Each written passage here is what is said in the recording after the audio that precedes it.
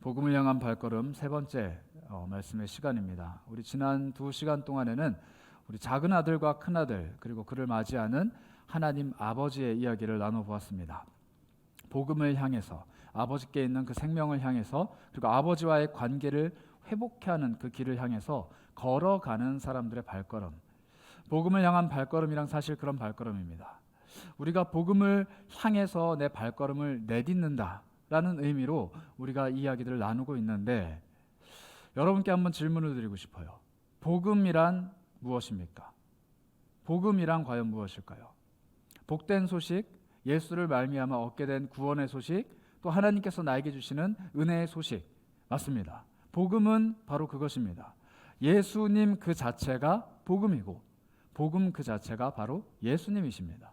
그러니 복음을 향한 발걸음이라는 표현은 곧 예수를 향해 가는 발걸음이다 라고 바꿀 수 있습니다. 그런데 여러분께 다시 한번 질문을 드리고 싶어요. 복음이 예수 그리스도라면 나는 어떻게 예수를 향해서 발걸음을 옮길 수 있을까요? 예수님이 과연 어디에 계시기에 나의 발걸음은 오늘 예수를 향해 옮긴다라고 말을 할 수가 있을까요? 만약에 예수님이 무덤이 있다면, 예루살렘 한복판에 예수님의 무덤이 크게 있다면 우리는 예루살렘으로 가면 됩니다. 만약에 예수님이 지금 이 땅에 살아 계신다면 우리는 오늘 그분이 계신 그곳으로 가면 돼요. 그런데 안타깝게도 예수님은 지금 우리와 함께 계시지 않습니다. 부활하시고 승천하시고 지금은 하나님 보좌 우편에 앉아 계세요.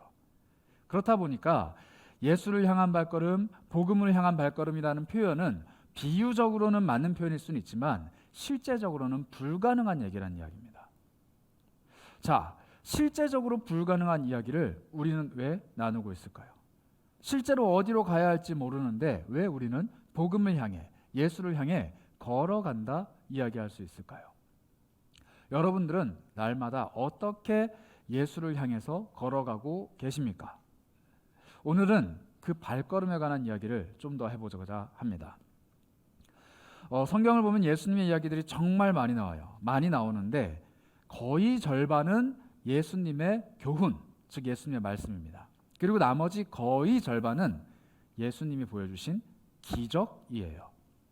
예수님이 보여주신 기적 참 많습니다. 병자도 고치고 사람들의 문제도 해결해주고 특히 죽은 사람도 살려내고, 예수님은 정말 많은 기적을 펼치셨는데 그 중에 하나, 오늘 우리가 이 살펴볼 기적은 너무나도 놀라운 기적입니다.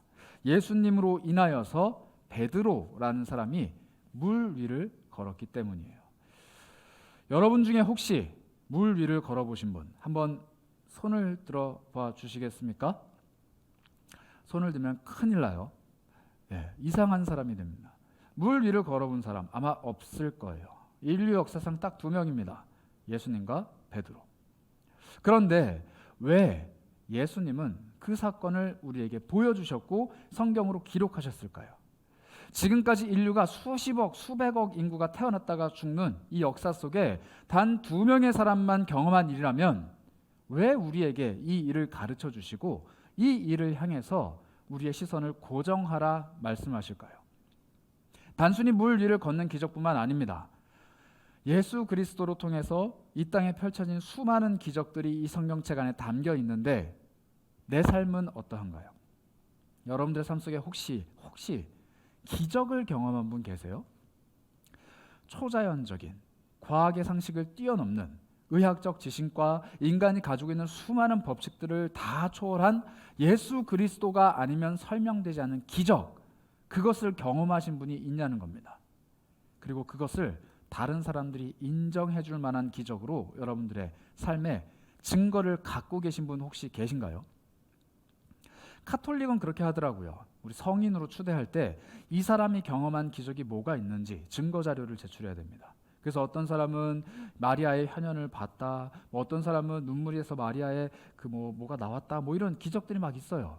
여러분들 한번 인터넷 찾아보세요.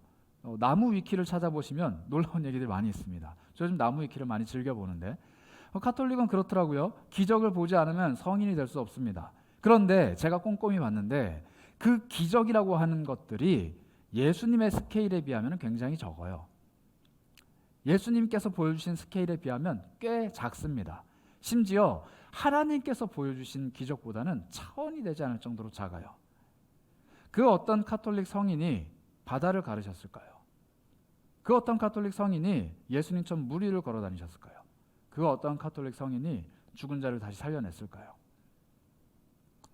인생을 살면서 수많은 기적들, 그리고 초자연적이다, 과학적으로 설명할 수 없다, 이건 의학적으로 불가능한 이야기다라고 사람들이 인정할 만한 기적들을 경험할 수 있습니다. 그것을 부정하는 건 아니에요. 그러나 아무리 우리가 기적을 경험한다고 할지라도 날마다 기적을 행하신 예수 그리스도에 비하면 한없이 초라하다는 거예요. 그리고 거의 태반의 그리스도인들은 기적을 경험해 본 적이 없습니다. 기적을 경험한 사람들 곁에 있어 본 적도 없어요. 저 또한 그러합니다. 저에게 예수 그리스도께서 내 삶에 행하신 일을 이야기해 보라면 몇 시간 동안 이야기할 수 있어요. 그런데 예수님이 행하신 기적이 있습니까? 라고 얘기하면 좀 말문이 막혀요. 사실 하나님이 그리고 예수님이 제 삶에 행하신 여러 가지 일들을 설명하다 보면은 이성적으로 설명이 다 돼요. 과학적이고 의학적으로 설명이 다 돼요. 그리고 제가 노력했기 때문에 얻은 결과물이다라고 하면 할 말이 없어요.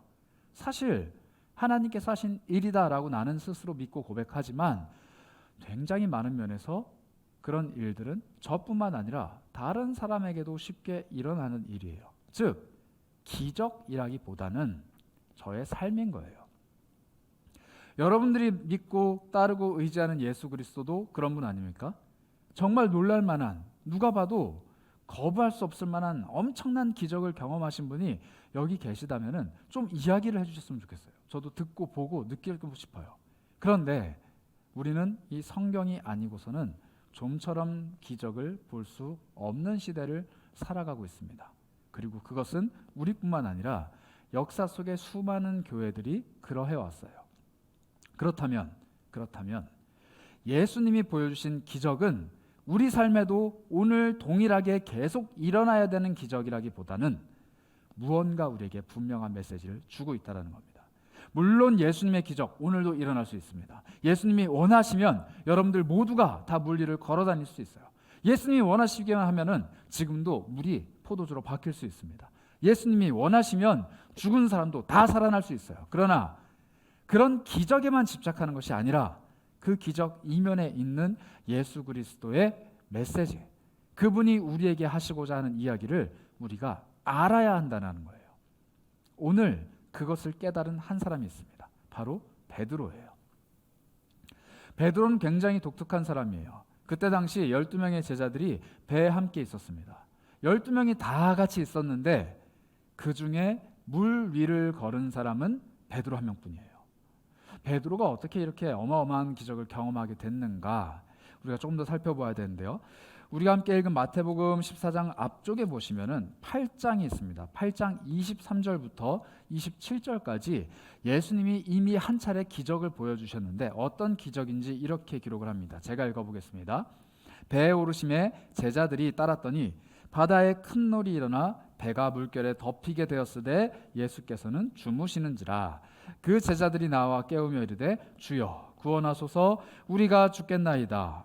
예수께서 이르시되 어찌하여 무서워하느냐 믿음이 작은 자들아 하시고 곧 일어나사 바람과 바다를 꾸짖으시니 아주 잔잔하게 되어거늘 그 사람들이 놀랍게 여기되 이가 어떠한 사람이기에 바람과 바다도 순종하는가 하더라. 예수님은 이미 한 차례 거친 파도와 바람을 잠잠하게 하신 적이 있습니다. 예수님은 제자들과 함께 배를 타고 가시고 계셨는데 거친 파도와 거센 바람이 그들을 삼키려고 했어요. 그때 제자들이 울부짖으며 예수님께 얘기합니다. 도와주세요, 도와주세요. 우리가 죽게 생겼습니다. 고온히 주무시고 계시던 예수님은 그들에게 이렇게 말씀하시죠.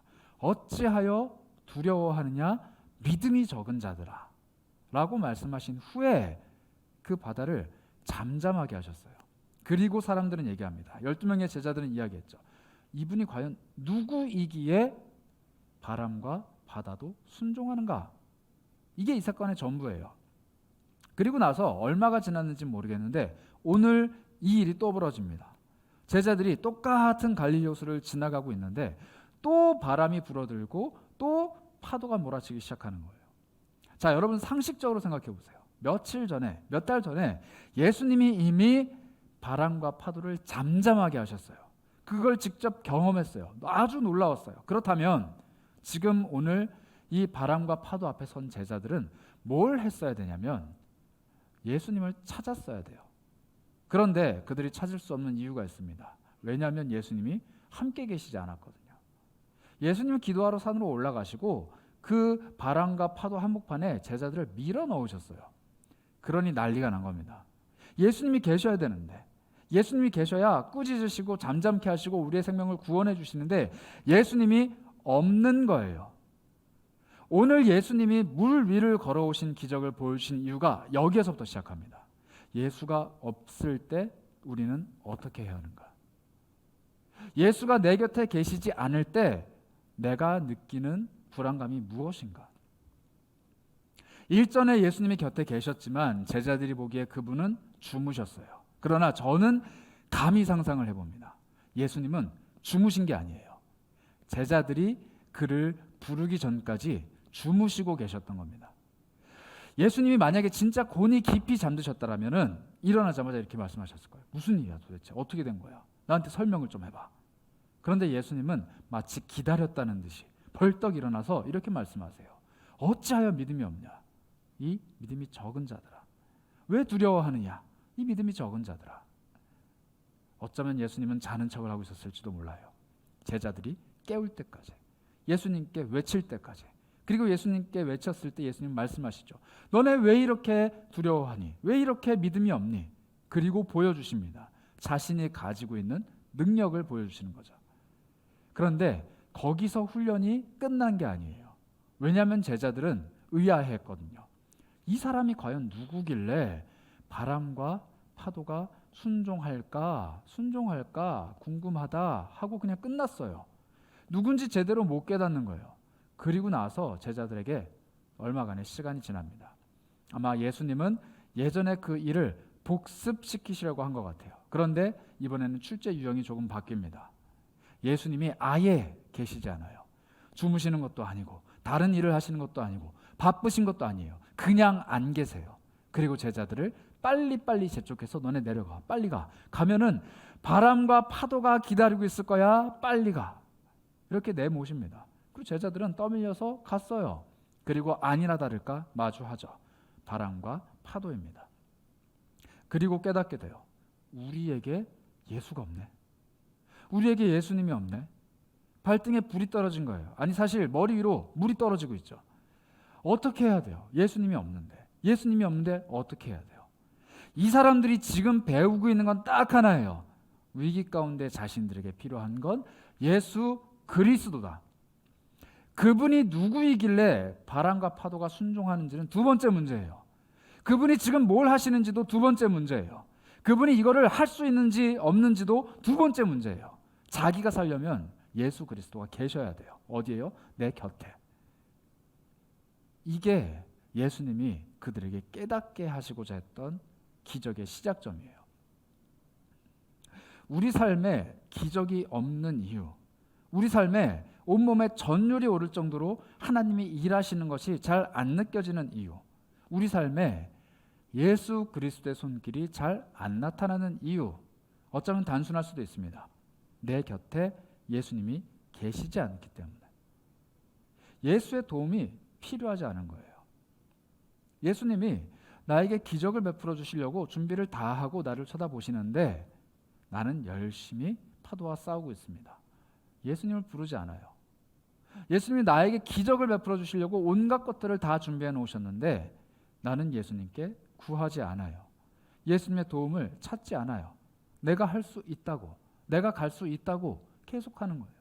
계속 하는 거예요. 그러다가 결국 안 되니까 옆에서 주무시는 예수님을 깨웠잖아요. 그런데 이제는 예수님마저 없어요. 어떻게 해야 될지 모르겠어요. 아마 이 제자들은 예수님을 향해 부르짖었는지도 몰라요. 예수님 어디 계세요? 근데 소용이 없다는 걸 알게 됐을 거예요. 그때 예수님이 그들에게 찾아가십니다. 아무리 부르짖어도, 아무리 애타게 찾아도 아무리 예수가 필요하다는 걸 알고 있지만 가까이 할 수 없는 무능력한 사람들에게 예수님이 찾아가세요. 그런데 그냥 짠 나타난 게 아니라 어떻게 찾아가세요? 물을 걸어서 뚫고 가시는 거예요. 이 놀라운 장면, 이 놀라운 역사, 예수님은 지금 이걸 보여주시려고 이렇게 제자들을 개고생시켰구나. 그런데 여기가 끝이 아닙니다. 만약에 정말로 예수님이 나 물 위를 걸을 수 있다, 나 바다와 파도를 잠잠하게 할 수 있다, 나 모든 것이 가능하다, 그러니까 너희들은 내가 필요할 걸, 이 얘기를 하고 싶으시면은 엄청 위풍당당하게 걸어오셔야 돼요. 그런데 제자들이 예수님의 모습을 봤을 때 뭐라고 얘기했냐면 귀신이다, 귀신이다 이렇게 얘기했어요. 아마 예수님의 몰골이 말이 아니었던 것 같아요. 머리부터 발끝까지 다 젖고 마치 사람이라고 알아보기엔 좀 어려운, 귀신이라고 말하는 게 훨씬 더 정확해 보이는 물에 흠뻑 젖은 모습으로 추벅추벅 걸어오셨는지도 몰라요. 그런데 그 모습을 보며 제자들은 우리의 도움이 예수님 오셨구나, 이게 아니라 귀신이다, 큰일 났다, 망했다 이렇게 외치는 거예요. 어쩌면 제자들은 예수님을 기대하지 않았는지도 몰라요. 이 풍랑을 잠잠케 해주실 수 있는 분, 예수님을 기대조차 안 했는지도 몰라요. 정말 예수님이 간절했다면, 예수님이 필요했다면 물에 흠뻑 젖은 생쥐와 같은 모습일지라도 물 위를 걸어오는 예수님을 보자마자 도와달라고 외쳤어야죠. 예수님 물 위를 걸어오시네, 이 잠잠케 하실 수 있는 예수님이 나에게 오시네, 도와주세요라고 외칠 수 있었겠죠. 그러나 그 순간마저도 제자들은 예수님의 도우심을 기대하기보다는 어떻게 이걸 뚫고 나갈까 고민하고 있었던 것 같습니다. 그리고 예수님이 가까이 오시죠. 그리고 예수님인 것을 스스로 밝히십니다. 오늘 성경 본문에 예수님이 이렇게 얘기하세요. 즉시 이르시되 안심하라, 나니까 두려워하지 말아라, 이렇게 얘기하십니다. 두려워하지 마, 제발 두려워하지 마. 너희들 두려워할 필요 없어. 여전히 제자들은 자기 삶을 살아간다고, 자기가 이것을 뚫어갈 수 있다고 끊임없이 애를 쓰지만 사실 두려워요. 그리고 그 두려움이 우리에게도 있어요. 여러분들 내 삶을 살아갈 수 있다고 열심히 애를 쓰면서 노력하고 있지만 이런 막연한 두려움 있지 않습니까? 무언가를 해보고 또 무언가를 시도해보고 무언가를 뚫고 길을 열어가려고 개척정신으로 뛰어들었지만 막연한 두려움 있지 않습니까? 심지어 믿는 사람이지만 예수와 동행하는 사람이라고 스스로를 위로하지만 좀처럼 느껴지지 않는 예수 그리스도의 임재, 그리고 그분 그 자체 때문에 두려운 마음이 있지 않아요? 아무리 큐티를 해도, 아무리 기도를 해도, 아무리 성경을 읽어도 내 삶에 예수님의 손길이 좀처럼 나타나지 않는 두려움. 아무리 내가 이 문제를 놓고 기도를 열심히 하고, 아무리 내가 그 사람을 놓고 기도를 열심히 해도 좀처럼 관계가 뚫리지 않고 일의 해결책이 보이지 않고 내 삶이 개선되지 않는다라는 두려움. 어쩌면 예수를 그토록 애타게 찾고 있음에도 불구하고 예수님의 근처에 계시지 않는다라는 그 두려움 때문에 어쩔 줄 몰라 하는 그 모습이 우리에게 있지 않느냐는 얘기입니다. 제가 지난 리더 모임 때 우리 리더들이랑 그런 얘기를 잠깐 나눴었어요. 요즘에 제가 그런 얘기를 청년들이랑 틈만 나면 자주 하는데, 여러분들이 정말로 예수 그리스도를 잘 안다라고 말을 할 수 있을까? 예수를 아는 것과 예수와 동행한다라는 것은 조금 차이가 있습니다. 저도 예수님을 잘 알아요. 여러분도 예수님을 잘 아시겠죠. 그런데 날마다 내 삶에 함께 하시는 예수님을 체험하는 것과 그냥 성경책 속에 기적을 베푸신 예수님을 잘 아는 것과는 현격한 차이가 있어요. 날마다 내가 삶을 살아가는데, 내가 내 모습을 유지해 가는데, 내가 일상을 보내고 있는데 예수께서 거기에 계셔서 기적을 날마다 베풀어 주시고 내 삶을 기적으로 채워가시는 것과 오래전에 2000년쯤에 예수님이 기적을 베푸신 것을 머리로 알고 있는 것과는 차원이 다른 문제라는 거예요. 예수님이 살아 계신다면서요. 예수님의 영이신 성령님이 내 안에 계신다면서요. 나는 예수와 늘 함께 동행하고 예수는 날 언제나 떠나지 않는다면서요. 그런데 왜 기도하는데 예수님의 음성이 안 들려요? 그런데 왜 우리가 열심히 살아가는데 예수님의 손길이 나타나지가 않는 거예요? 우리가 왜 하나님 앞에서 시도하는데 하나님은 그것을 외면하시냐고요. 왜 예수 그리스도는 나와 멀게만 있는 것 같을까요? 그런 답답함이 있는 여러분들에게 베드로의 발걸음을 추천드립니다. 베드로의 발걸음을 한번 볼까요? 오늘 본문에 이렇게 얘기합니다. 28절입니다. 베드로가 대답하여 이르되 주여 만일 주님이시거든 나를 명하사 물 위로 오라 하소서. 이렇게 요청을 합니다. 베드로가 대단한 이유가 여기 있어요. 12명의 제자들은 지금 눈만 꾸벅꾸벅하면서 저게 진짜 예수님인가 아니면 저게 유령인가 나는 지금 죽는 건가 마는 건가 상황 파악하느라 정신이 없는데 베드로는 외칩니다. 주님 정말로 주님이시거든 나보고 두려워하지 말라고 하시는데 정말로 주님이시면 나에게 기적을 보여주세요. 그냥 풍랑과 파도가 잠잠해지는 것 내가 예전에 봤던 그 기적이 아니라 그냥 우리에게 두려워하지 말라 이 마음의 위로와 안식이 아니라 정말로 내가 하나님이 하나님이신 것을 예수님이 살아계신 것을 예수님이 나와 함께 동행하신다는 것을 무조건 느낄 수 있는 기적을 나에게 베풀어 주세요. 이걸 요청을 한 겁니다. 그리고 예수님이 허락하세요. 우리 삶의 예수 그리스도의 응답, 예수님의 손길 그리고 기적이 찾아오는 이유는 바로 여기에 있습니다. 예수님의 예수님 되심이 나를 가르치시기 위해서 예수님이 지금 나와 함께 하신다라는 것을 가르쳐 주시기 위해서 나에게 두려워하지 말라 놀라지 말아라 나다 내가 너의 곁에 있다 내가 지금 너에게 가고 있다 이 약속의 말씀이 내게 그냥 들려오는 게 아니라 느껴지고 체험되고 내 오늘의 일상에서 그게 기적이 되는 것은 내 삶에 예수님을 바르게 깨닫게 하시고자 하는 의지가 있다라는 거예요. 우리가 일확천금을 얻는 기적을 누린다고 한들 중병에 걸렸다가 죽었다 살아난다고 한들 아니 생명이 끊어졌다가 부활을 했다고 한들 그 기적을 베푸시는 예수 그리스도를 만나지 못하면 아무짝에 쓸모가 없어요. 여러분들 삶에 형통의 대로가 열릴지라도 내 인생이 원하는 대로 다 될지라도 내가 기도하는 족족 하나님이 다 들어주실지라도 내가 오늘 하루를 예수와 동행하는 법을 죽었다 깨나도 모르는 채로 평생을 산다면 아무 의미가 없다는 거예요. 예수를 모르는데 형통하면 뭐합니까? 예수를 모르는데 잘 되면 뭐해요? 예수와 동행하지 않는데 좋은 직장 없고 매일매일 출근하면 뭐합니까? 가도 예수가 거기 없어요. 예수를 모르는데 가정을 꾸리면 뭐해요? 매일매일이 예수가 없는 그곳, 지옥 같은 곳에서 살아가게 될 텐데 예수와 동행하는 법을 모르면 인생에 어떠한 유익이 찾아온들 아무 의미가 없어요. 베드로도 마찬가지입니다.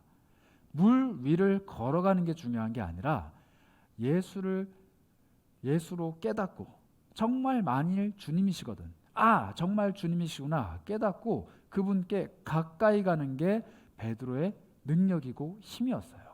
그래서 예수님이 오라고 하시죠. 너 내가 의심되니?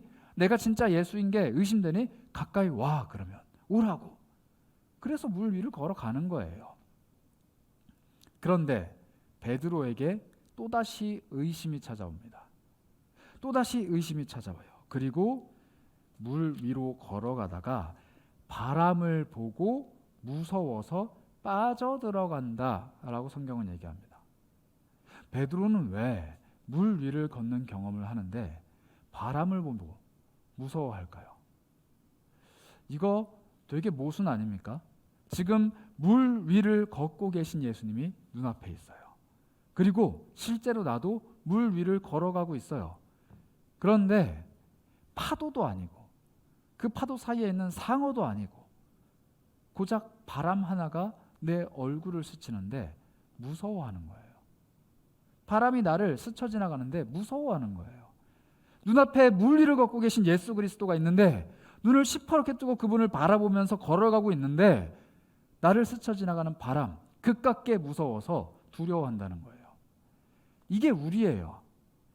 성경 속에 살아계신 예수님, 우리가 믿음으로 고백하고 평생을 함께 걸어오신 예수님, 그 예수님이 믿음으로 선포하며 조금만 더 가까이 가면은 그분의 옷깃을 잡을 수 있고 그분과 함께 물 위를 걸을 수 있는데 인생은 현실이잖아요. 바람이 불어오면 매선 칼라 같은 바람이 불어오면은 내 통장의 잔고가 날카롭게 짜랭짜랭 거리면 내 인생에 갖고 있는 여러 가지 문제가 나를 괴롭게 하면 그리고 내가 가지고 있는 육체의 질병이 혹은 관계의 어려움이, 내가 가지고 있는 수많은 페널티들이 바람처럼 불어와서 내 살갗을 시퍼렇게 서슬처럼 아리기 시작하면은 예수님이고 뭐고 그냥 두려운 거예요. 눈앞에 예수님이고 뭐고 두려운 거예요. 물 위를 걸어가고 있는 것이고 뭐고 그냥 두려운 거예요. 왜냐하면 그것이 주는 공포를 알기 때문에 그래요. 여러분들은 어떤 바람을 두려워하십니까? 내가 예수 앞에서 예수님을 바라게 바라보지 못하게 만드는 두려움은 뭐예요? 누군가는 그게 자신이 갖고 태어난 여러 가지 결함일 수도 있어요. 누군가는 그게 자신이 극복하지 못하는 경제적인 난관일 수도 있습니다. 누군가는 그게 내가 원하는 꿈을 꾸려고 노력했지만 극복하지 못한 현실일 수도 있어요. 누군가는 그게 직장일 수도 있고요. 누군가는 그게 사람과 사람 사이의 관계일 수도 있어요. 여러분들을 두렵게 만드는 바람, 그것을 바라보는 것 중요합니다. 그러나 그 바람 뒤편에 계신 예수 그리스도께서 나를 오라 하시면 그 바람이 얼마나 세차게 불어온다고 한들 나는 물 위를 걸어갈 수 있어요. 파도가 아무리 높게 일어난다고 한들 나는 그 파도를 타고 더 높은 곳으로 올라갈 수 있는 거예요.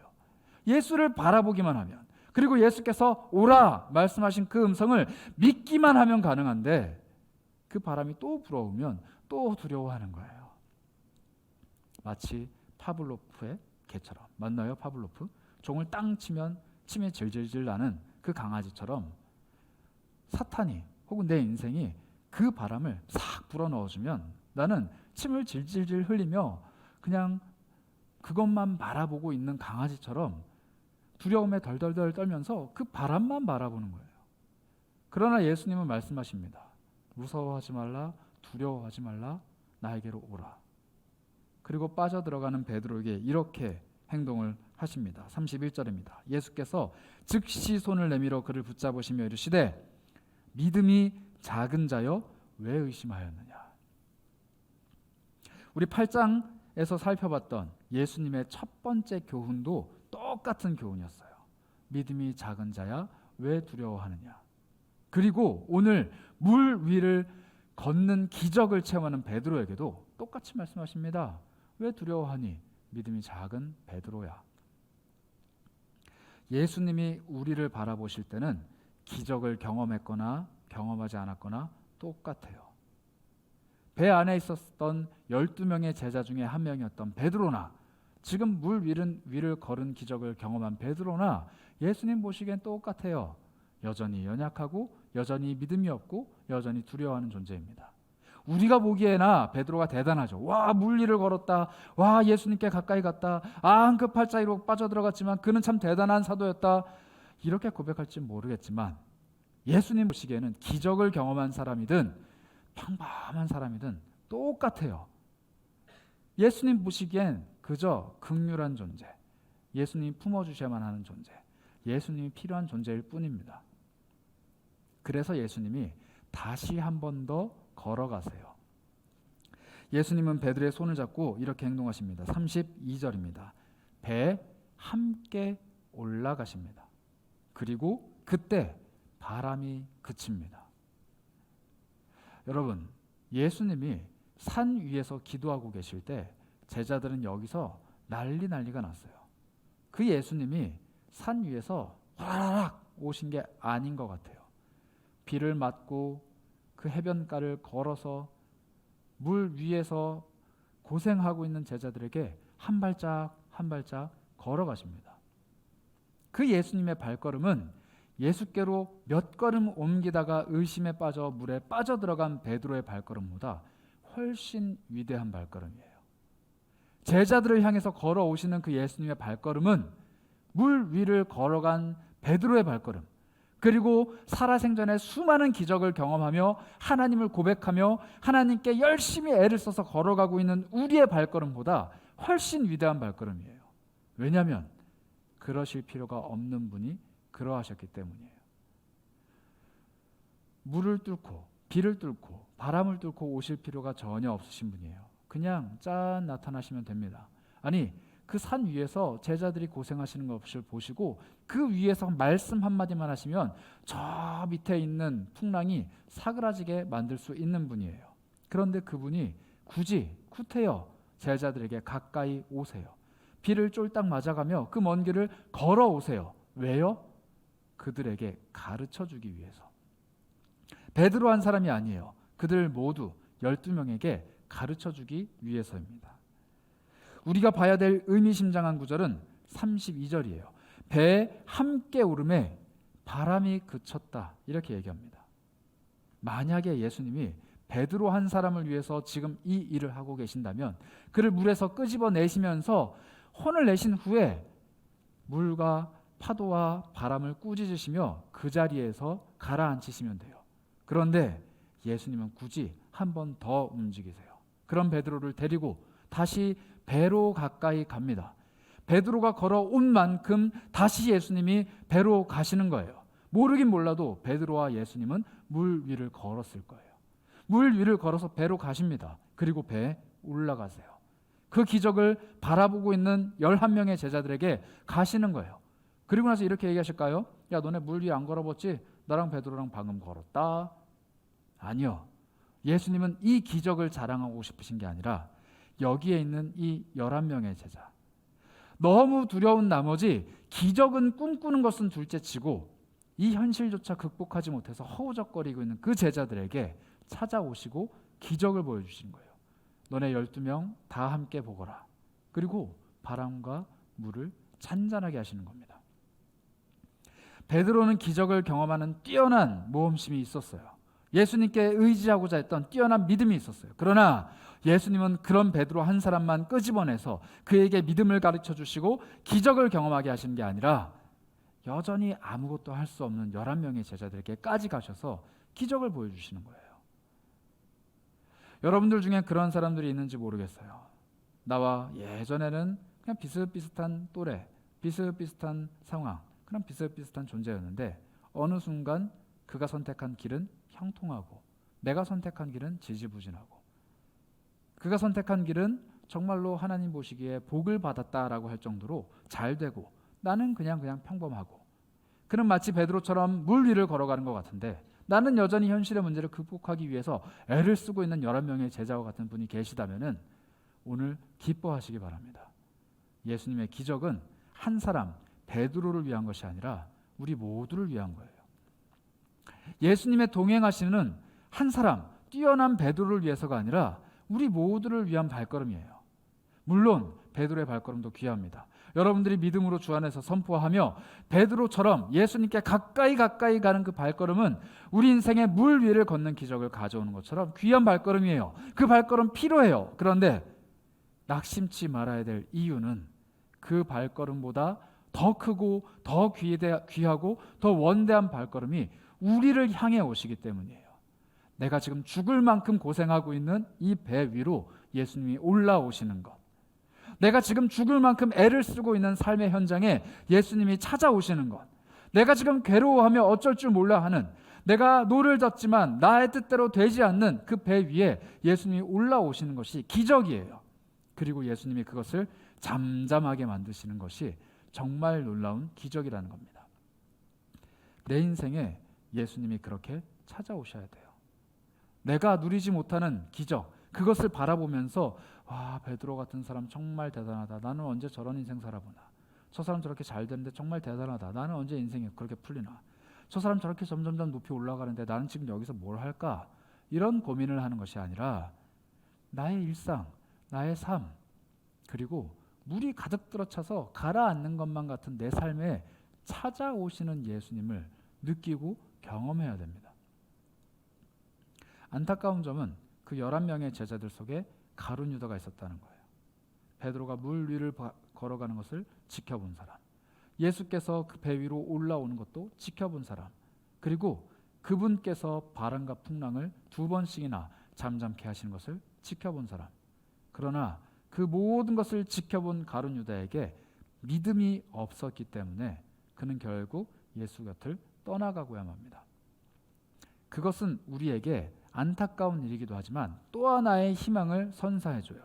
믿음만 있다면 우리는 예수의 제자들이 경험했던 수많은 일들을 삶 속에서 경험할 수 있습니다. 예수님이 말씀하시는 건 이거예요. 믿음이 없는 자들아 왜 두려워하느냐. 그리고 오늘 한 가지를 더 말씀하시죠. 왜 의심하느냐. 의심이란 무엇인가요? 믿음의 반대말입니까? 아니에요. 믿음의 반대말은 불신이에요. 의심은 믿음이 있지만 다른 것들 때문에 그 믿음이 흔들리는 거예요. 우리에게 믿음이 분명히 있습니다. 예수님이 모든 걸 할 수 있다는 믿음, 예수님이 나의 구주라는 믿음, 예수님은 능히 하고도 남을 만한 분이라는 믿음이 있어요. 그러나 바람이 불어올 때, 풍랑이 닥쳐올 때 그것이 나의 믿음을 흔들어요.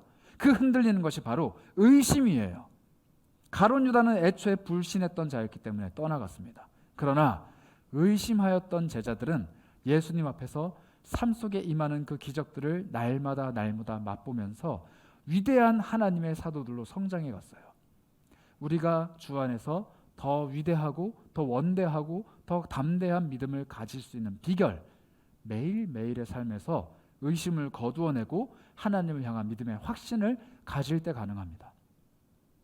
여러분들 꿈꾸셨으면 좋겠어요. 여러분들이 발을 딛고 있는 그곳에서 예수 그리스도께서 기적을 베풀어 주실 겁니다. 여러분들이 서 있는 그곳이 물 위가 될 거예요. 여러분들이 속해 있는 그 공동체가, 그 직장이, 그 가족이, 그 관계들이 물이 가득 차 있는 가라앉는 배처럼 절망적일지라도 그곳에 예수께서 오시기만 하면은 그것은 밝은 태양 아래 순적하게 흘러가는 예수가 함께하는 배가 된다는 거예요. 기대하셨으면 좋겠어요. 하나님 정말 이거 가능할까요? 기대하셨으면 좋겠습니다. 하나님 정말 이거 변화될 수 있을까요? 기대하셨으면 좋겠어요. 하나님, 내 마음에 의심이 찾아오는데 내가 확신할 수 있을까요? 믿을 수 있을까요? 기대하고 꿈꾸는 이에게 예수 그리스도는 늦더라도 반드시 발걸음을 옮겨 걸어 가십니다.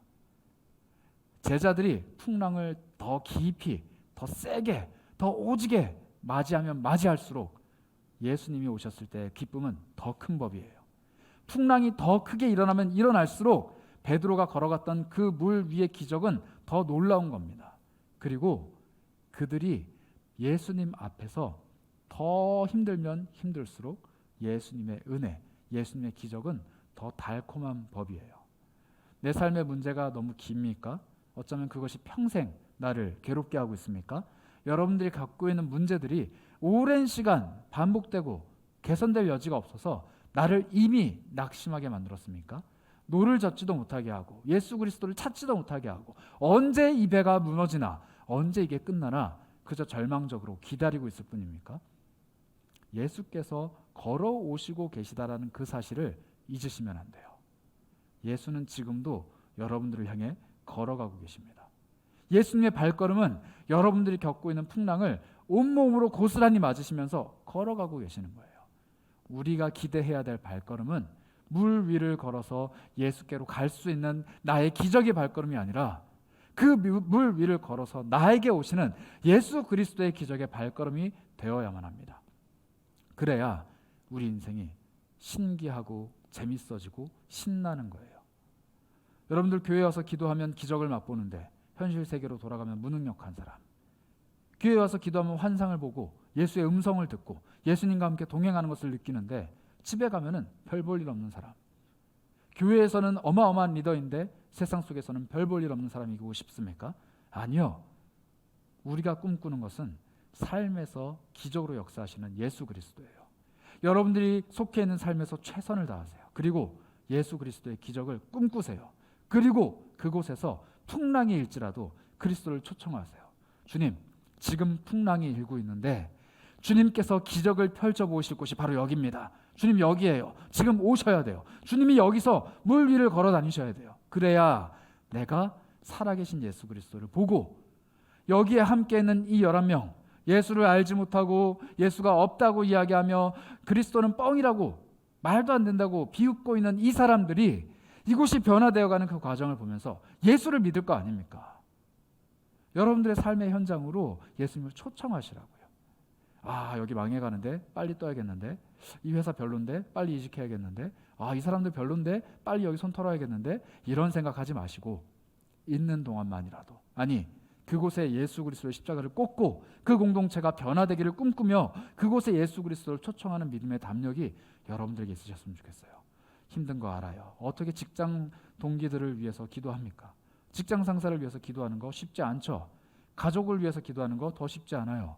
미워하는 사람, 싫은 사람을 위해서 기도하는 것 너무 힘듭니다. 그러나 그들이 베드로 곁에 있는 11명의 제자들이라면, 그들이 예수 그리스도의 기적을 보기만 한다면 오늘 우리가 읽은 본문 33절의 변화가 나타납니다. 우리 33절을 함께 읽어볼까요? 같이 읽겠습니다. 시작. 배에 있는 사람들이 예수께 절하며 이르되 진실로 하나님의 아들이로소이다 하더라. 8장을 기억하시나요? 사람들이 얘기했어요. 12명의 제자들이.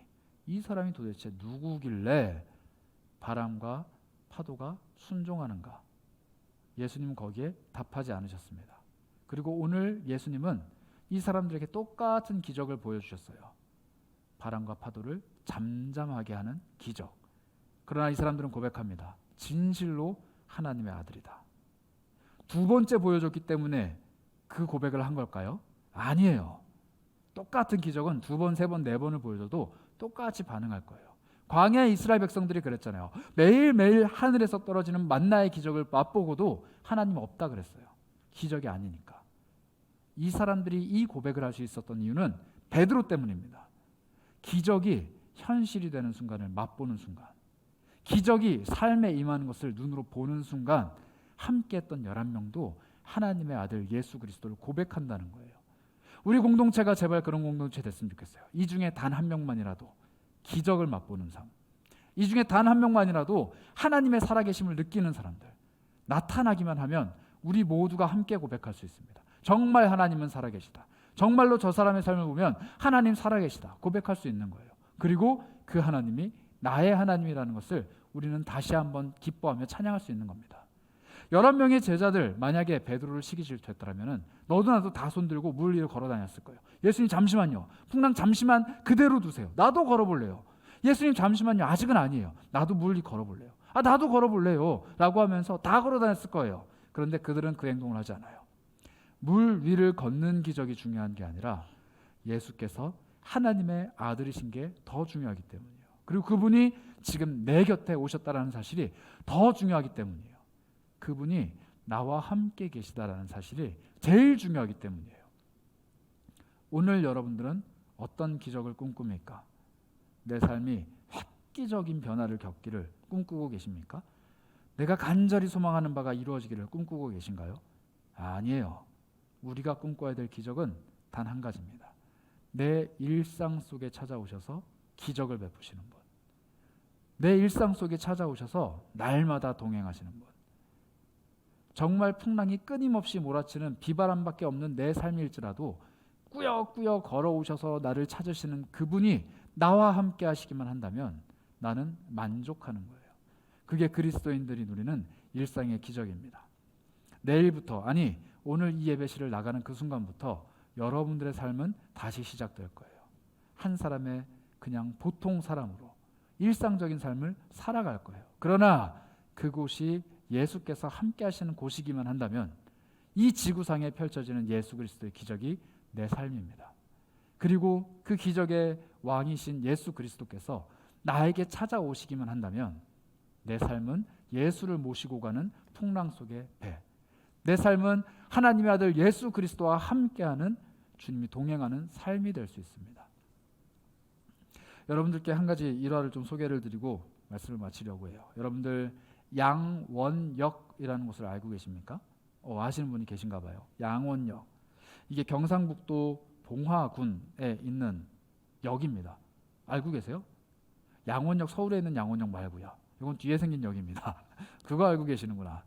경상북도 봉화라는 지역에 양원역이 있는데 그 역이 1988년도에 세워진 역이에요. 이 역에는 닉네임이 하나가 있습니다. 뭐냐면 대한민국 최초의 민자역. 그러니까 국가가 세운 역이 아니라 사람들의 이 펀딩이 역을 세웠다는 거예요. 그런데 이 역이 세워진 과정이 되게 흥미롭습니다. 이 마을이 굉장히 산골짜기 안에 있었어요. 그래서 이 마을에서 가장 가까운 도로까지 가려면 6km예요. 걸어서 꽤 긴 시간을 가야 됩니다. 1시간 이상을 걸어가야 도로가 나와요. 반대로 이 마을에서 가장 가까운 기차역으로 가려면 6.2km를 걸어가야 돼요. 근데 그 길은 기찻길을 따라가야 됩니다. 좀 쉽게 말씀드리면 기찻길이 마을 옆을 지나가는데 도로도 없고 역도 없는 마을이에요. 그래서 이 기차를 타려면 6.2km를 가야 되고, 이 기차가 아니라 차를 타려면 또 6km를 나가야 돼요.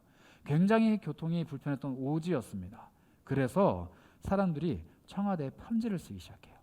제발 우리 마을에 기차역을 하나 놔주세요.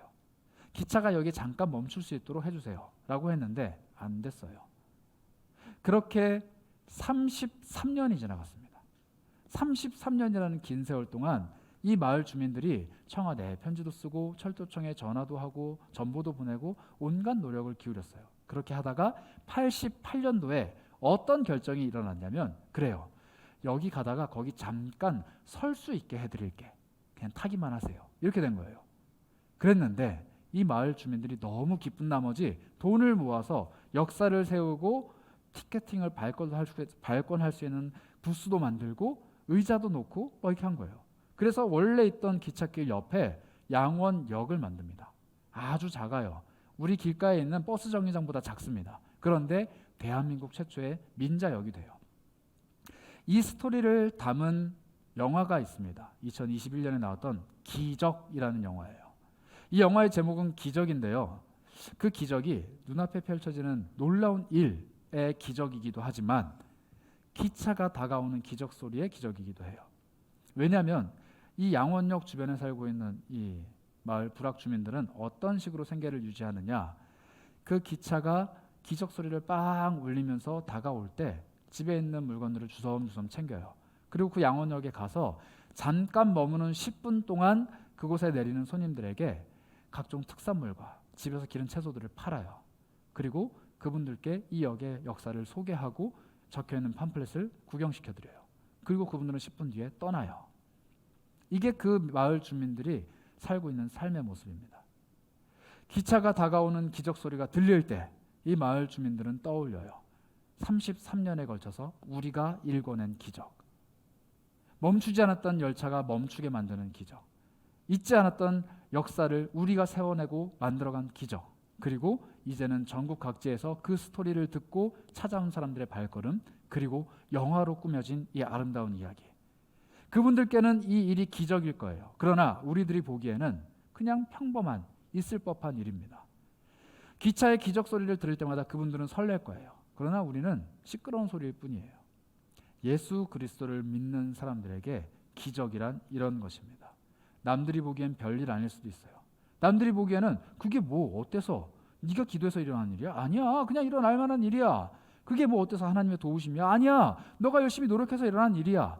그게 뭐 하나님이 기적을 일으킨 거야? 아니야, 너가 그냥 운이 좋았을 뿐이야. 그게 하나님이 살아계신 증거라고? 아니야, 너 지금 머릿속으로 착각하는 거야. 누구나 다 그런 삶을 살아. 이렇게 이야기할지는 모르겠지만 우리의 영혼은 알고 있어요. 우리의 삶에 기적을 베푸시는 분이 하나님이심을. 우리의 일상적인 삶, 평범한 삶, 보잘것없는 삶조차 기적으로 일구어 가시는 분이 하나님이시라는 것을 우리는 알고 있어요. 그래서 그 일을 한 번이라도 경험한 사람은 다시 한번 그 일이 반복될 때 하나님의 기적을 떠올립니다. 일상 속에서 역사하신 하나님을 단 한 번이라도 경험한 사람은 다시금 그 일상이 반복될 때 기적이 떠오르는 거예요. 여러분들은 하나님의 응답, 하나님의 경험, 하나님의 기적을 경험하는 일상이 얼마나 많이 있습니까? 여러분들 직장이 그런 곳이 되면 좋겠어요. 출근할 때마다 미치겠다가 아니라 예수 그리스도께서 오늘 무슨 일을 할지 정말 기대돼서 미치겠다가 돼야 돼요. 집으로 돌아갈 때마다 아우 짜증난다가 아니라 저 짜증나는 사람들을 예수께서 어떻게 변화시키실지가 기대되는 마음으로, 설레는 마음으로 들어가야 돼요. 주변에는 수많은 사람들과 수많은 일들을 마주할 때 예수께서 펼치실 일들을 기대하는 사람들은 결코 낙심하지 않습니다. 낭망하지 않아요. 귀찮아하거나 절망하거나 마음의 부담을 갖지 않습니다. 왜냐하면 내가 경험했던 예수께서 반드시 그 일을 하실 것이기 때문이에요. 그 사람들은 베드로처럼 믿음의 발걸음을 내디딜 수 있어요. 이미 예수께서 하신 일들을 경험했기 때문에 새로운 일들을 할 수 있는 거죠. 우리 그런 발걸음을 예수께 옮길 수 있기를 바랍니다. 먼저 예수님께서 나에게로 다가오신다라는 그 발걸음을 믿으셔야 돼요. 의심하면 안 돼요. 두려워하면 안 돼요. 그리고 그 마음을 내려놓고 주님께로 한 걸음을 옮길 수 있어야 합니다. 그런 믿음의 발걸음, 복음을 향한 발걸음, 예수 그리스도를 향한 발걸음이 저와 여러분이 발걸음이 되시기를 축복합니다. 우리 그 마음을 담아서 함께 찬양할 텐데요. 이 찬양의 고백은 이렇게 고백합니다. 한번 가사를 띄워주시죠. 거센 바다를 바라볼 때는 두려움이 나를 잠식합니다. 그러나 나의 모든 소망이 사라지고 나의 마음이 무너져 내릴 그때에 예수께서 나와 함께 하시기만 한다면 이런 고백을 할 수 있는 거예요. 다음 가사 한번 띄워주시겠어요? 깊은 곳에 나아가기 위해서 내 발을 한 발 뗄 때, 두려운 마음 내려놓고 한 발자국을 뗄 때 깊은 곳에 그 나아가는 내가 할렐루야 할렐루야 찬양하며 예수 그리스도는 하나님의 아들이시다고 고백할 수 있는 거예요. 한 발자국 뗐을 뿐이지만 나는 하나님을 볼 수 있습니다. 한 발자국 뗐을 뿐이지만 나는 하나님을 경험할 수 있는 거예요. 두려운 마음을 내려놓는 그 순간 그게 가능해집니다. 바람을 두려워하지 마시고 삶의 어려움을 두려워하지 마시고 예수 그리스도를 바라보며 한 발자국을 떼는 우리가 되었으면 합니다. 우리 그런 마음을 가지고 함께 찬양하며 나아가겠습니다. 우리 고백할까요? 거친 바다 바라볼 때, 거친 바다 바라볼 때 큰 두려움에 나 잠기고 모든 소망 사라질 때 나의 맘 무너져 내리고 거센 폭풍 가운데 거센 폭풍 가운데 주 사랑이 들려옵니다.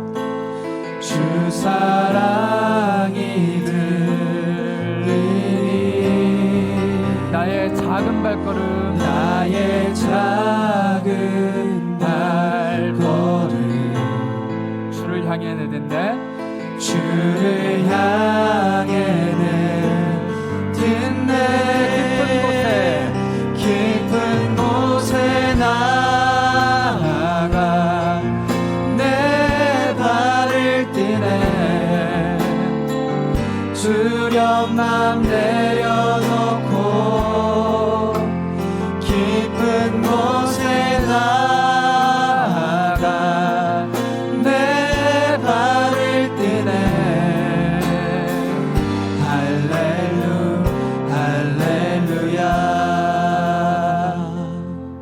생각해 봅시다. 여러분들을 두렵게 만드는 바람이 어디에서부터 불어오나요? 여러분들을 두렵게 만드는 그 풍랑이 지금 어디에 있습니까?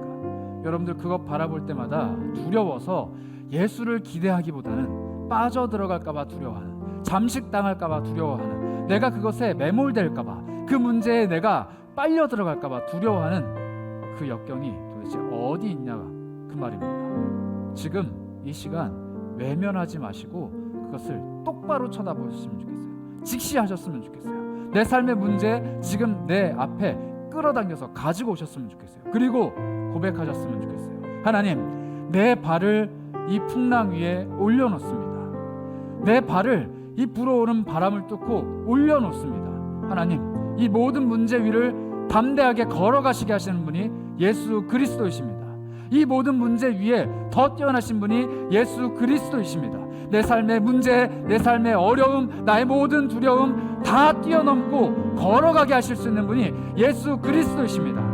비록 지금까지 내가 두려운 마음에 그것을 외면하였지만, 모른 척하였지만, 덮어놨지만 오늘 이 시간만큼은 내가 베드로가 되길 원합니다. 한 발자국 가다가 두려워서 다시 그 문제 가운데 빨려 들어갈지라도 괜찮습니다. 한 발자국 내딛지도 못하고 내가 무너져 내려도 괜찮습니다.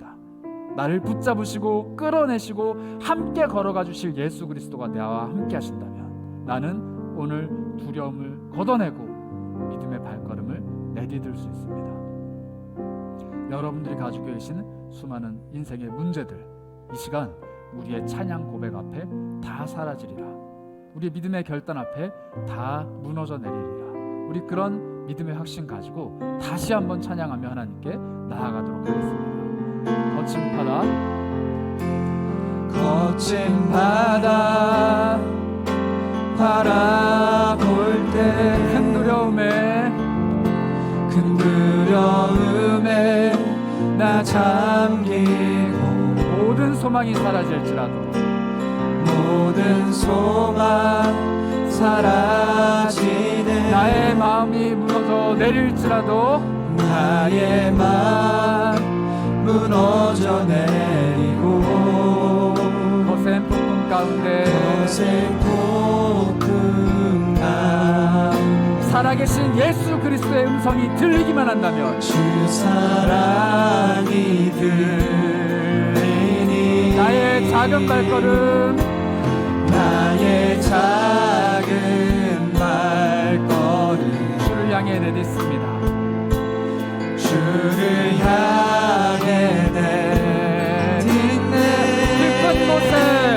깊은 곳에 나아가 내 발을 띠네 두려움 내려놓고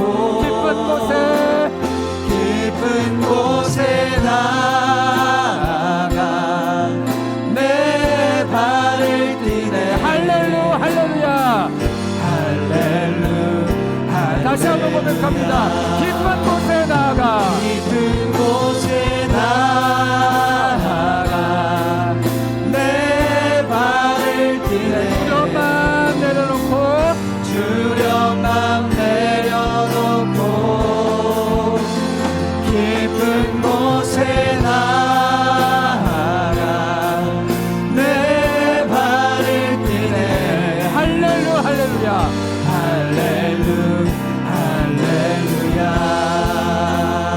깊은 곳에 나아가 내 발을 띠네 두려움만 내려놓고 두려움만 내려놓고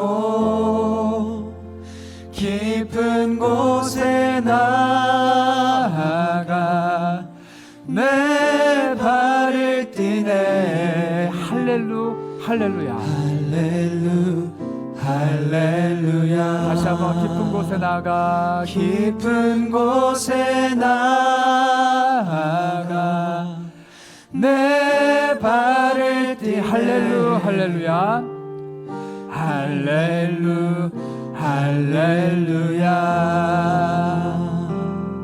여러분 그런 고백 해보고 싶지 않으세요? 할렐루야 내 인생에 이 일을 행하신 주님을 찬양합니다. 할렐루야. 아직 기적을 살아계신 예수 그리스도를 맛보지 못한 분이 계시다면 오늘 그렇게 기도하셨으면 좋겠어요. 주님, 아무것도 하지 못하는, 아무 일도 할 수 없는 나에게 찾아오셔서 풍랑을 잠잠케 하시고 삶의 문제를 해결해 주시고 내가 갖고 있는 두려움을 사라지게 하시고 주님의 살아계심을 드러내는 기적이 내 삶에 일어나기 원합니다. 하나님, 정말로 하나님 살아계신 분이라는 것, 정말로 예수 그리스도가 하나님의 존귀하신 아들이라는 것을 내가 고백하며 할렐루야 찬양할 수 있는 그런 기적을 내 삶에 보여주시옵소서. 이렇게 고백하시면서 하나님을 맛보기를 간절히 원하는 기도 올리셨으면 좋겠어요. 혹은 이미 기적을 맛보았지만 또 마음이 무너져 내리고 또 마음이 낙심되고 또 의심이 찾아온 분이 계시다면 오늘 믿음으로 결단하시기 바랍니다. 하나님, 예전에 내가 경험했던 하나님, 내가 잊어버리는 것이 아니라 의심하는 것이 아니라 오늘 내 앞에 놓인 이 두려움 위에 베드로처럼 내가 발을 내딛습니다. 오늘 내 앞에 놓인 현실 위에 내가 믿음으로 걸어가겠습니다. 하나님, 나에게 기적을 맛보게 하시고 살아계신 하나님을 다시 한번 보게 하시고 내가 예전에 경험했던 하나님으로 그저 오늘 하루를 살아가는 것이 아니라 오늘 하루 지금 이 순간 내가 내딛는 발걸음 가운데 함께 하시는 예수 그리스도를 맛보며 살아가는 기적을 경험하게 하시옵소서. 나에게 살아계신 하나님을 느끼게 하시옵소서. 할렐루야 고백할 수 있는 내가 되게 하시옵소서. 여러분들이 가지고 계신 두려움과 여러분들의 삶의 현장 가운데 임하실 주님을 찬양하며 우리 함께 기도했으면 좋겠습니다. 여러분들의 두려움을 직시하세요. 그리고 그 뒤에 계신 예수 그리스도를 바라보세요. 우리 함께 마음 모아 기도하도록 하겠습니다. 기도하겠습니다. 하나님 아버지, 주께서 채워주시기 원합니다. 주께서 채워주시기 원합니다. 주님이 함께 하시기 원합니다. 우리 마음 가운데 무슨 두려움이 무슨 어려움이 우리가 극복할 수 없는 무엇이 있습니까? 하나님 주님 앞에 내려놓습니다. 그 어려움을 두려워하는 내 마음을 내려놓습니다. 하나님 감사합니다. 하나님 우리 더욱더 기뻐질수록 내 말이 더욱더 불안할수록 예수 그리스도를 바라보게 하여 주십시오. 할렐루야 할렐루야 외치는 나의 고백이 깊은 곳에 하나님을 아는 놀라운 내 발을 뛰네 저 사람이 누구길래 수련만 내려놓고 이분이 살아계신 하나님의 안전한 깊은 곳에 그러한 영혼 되기 원합니다. 내 발을 뛰네 여러 명의 제자를 향해 갈 수 있는 믿음의 발걸음을 수 있도록 인도하여 주시옵소서. 우리 다시 한번 기도하실 때는 여러분들 곁에 있는 혹은 여러분들이 깊이 마음에 품고 있는 예수를 모르는 그 사람, 예수를 모르는 그 현장을 위해서 기도했으면 좋겠습니다. 베드로는 물 위를 걸어다닌 경험을 한 끝에 세상으로 가지 않았어요. 자기 곁에 있는 그 경험을 하지 못한 11명의 동료들에게 갑니다. 그리고 그들은 함께 모여서 하나님을 찬양하죠. 그 베드로와 같은 발걸음이 우리의 발걸음이 돼야만 합니다. 예수를 모르는 이들, 과연 그가 누구이길래 너는 그렇게 시간을 투자하느냐? 과연 예수가 누구길래 너에게 해준 게 뭐길래 너는 그렇게 살아가느냐? 질문하는 사람들 앞에서 예수는 살아계신 하나님의 아들입니다. 고백할 수 있는 우리가 돼야 돼요. 그리고 우리의 그 발걸음이 그들의 눈앞에 펼쳐질 때 그들이 예수가 정말 하나님의 아들이구나 고백하며 돌아올 수 있어야 합니다. 여러분들 무엇으로 전도하시겠습니까? 무엇으로 예수 그리스도를 보여주시겠습니까? 여러분들의 삶이에요. 내가 일상을 살아가며 예수와 동행할 때, 내 일상 속에 찾아오신 예수 그리스도를 꽉 움켜쥐고 있을 때 나의 일상을 함께하는 수많은 사람들이 예수를 보게 됩니다. 내 삶을 통해 예수를 만나게 하시고 예수를 전하게 하시고 내 삶을 통해 예수 그리스도가 할렐루야 할렐루야 살아계신 하나님이라고 높임 받을 수 있도록 하나님 내 삶을 사용하여 주옵소서. 나에게 기적을 펼쳐 보여 주옵소서. 내 주변에 있는 수많은 사람들에게 주님을 증거할 수 있도록 내 삶에 찾아와 주시옵소서. 우리 이렇게 내 삶을 통해 역사하실 하나님을 기대하며 내 주변에 있는 수많은 이들에게 전해질 복음을 갈망하는 마음으로 다시 한번 함께 기도하도록 하겠습니다. 기도하겠습니다. 하나님 간절히 소망합니다. 기도합니다. 나에게 있는 그 무언가를 통하여서 나에게 있는 그 무언가를 통하여서 복음을 전하기 원합니다. 생명을 전하기 원합니다. 예수가 나에게 찾아오고 나에게 있는 그 무언가를 통하여서 예수 그리스도를 증거하여 전할 수 있는 자가 되기 원합니다. 하나님 간절히 소망합니다. 내 속에 있는 무언가가 내가 경험한 그 무언가가 내가 살아계신 하나님 앞에 그 무언가가 그들에게 예수를 증거하기 원합니다. 예수를 증거할 수 있는 원합니다. 하나님께서 복수만에 복도되기 원합니다. 하나님 내 마음의 두려움을 사라지게 해주시고 내 마음의 두려움을 사라지게 오로지 주만 바라보며 걸어가시는 우리가 되기 원합니다. 예수 그리스도가 우리 안에 이런 공동체가 될 수 있도록 인도하여 하나님 할렐루야 고백하며 나아갈 수 있는 우리가 되기를 간절히 원합니다.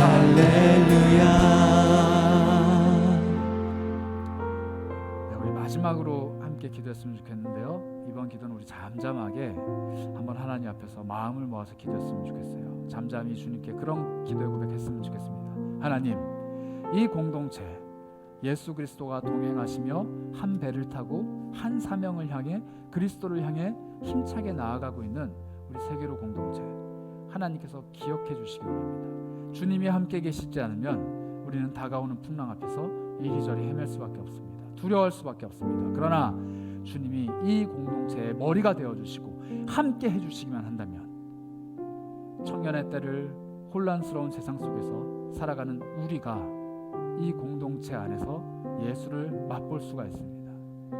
길을 잃고 방황하는 우리의 삶이 이 공동체 안에서 생명 되신 예수 그리스도를 만날 수 있습니다. 그러니 하나님 이 공동체를 반드시 기억하여 주시고 예수께서 함께 동행해 주시옵소서. 우리 공동체를 위해서 여러분들 마음을 모아서 잠시 기도하셨으면 좋겠어요. 우리 청년 공동체, 세계로 무별 공동체, 그리고 사랑하는 이 세계로 교회를 위해서 우리 함께 잠시 묵상으로 기도하도록 하겠습니다.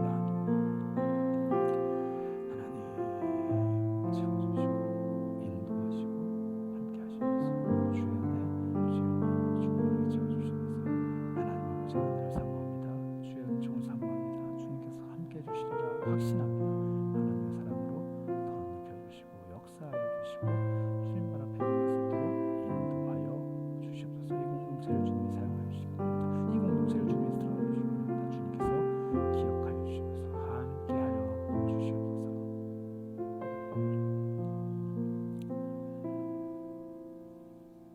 하나님, 우리 세계로교회라는 청년 공동체라는 배를 주님께 내어드립니다.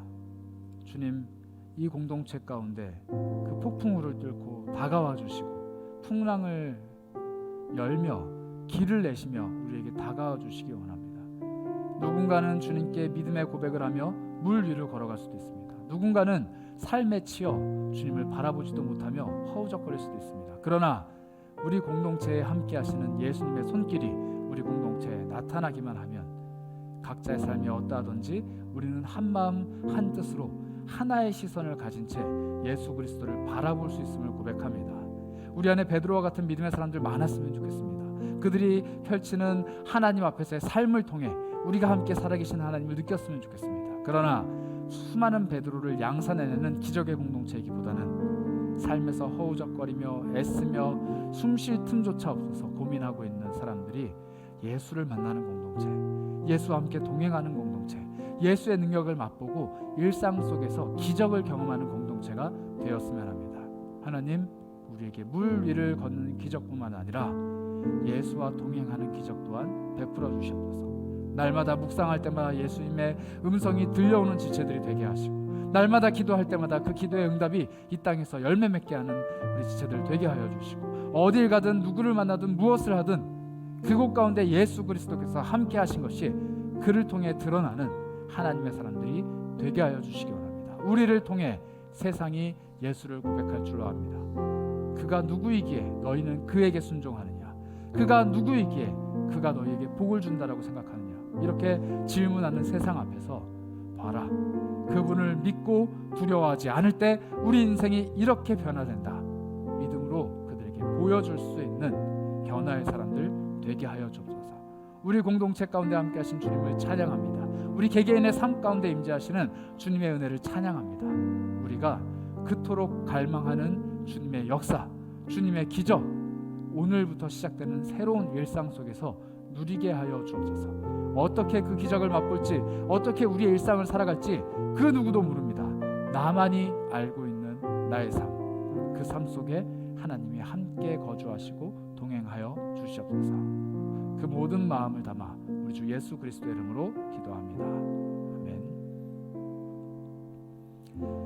지금은 우리를 위하여 폭풍우를 뚫고 풍랑 가운데 물 위를 걸어오시는 우리 주 예수 그리스도의 한이 없으신 사랑과 우리 주 하나님의 크신 은혜와 성령의 교통하심이 이제는 일상 속에서 하나님의 기적을 경험하고 체험하기로 결심하며 삶을 주님께 온전히 내어드리는, 그리고 믿음으로 한 발자국씩 떼기를 소망하며 돌아가는 사랑하는 고개 숙인 모든 지체들 머리 위에 지금부터 영원까지 함께 있을지어다.